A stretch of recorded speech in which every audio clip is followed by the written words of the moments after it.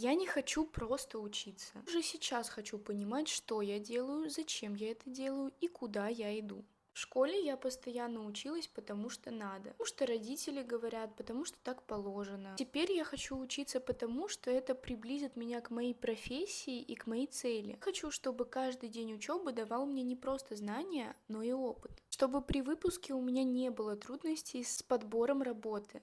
Поэтому при поступлении я искала место, где можно будет учиться и работать одновременно. К удивлению, я нашла такой вариант. В Алабуга Политех студенты учатся и работают уже с первого курса. Они видят свою профессию изнутри, потому что они работают с наставником на практике. Уже с первого курса получают свою заработную плату. К концу обучения получают 2-4 года официального трудового стажа. В этом плане они действительно понимают, куда они идут. После обучения их точно возьмут крутые компании и классные работодатели.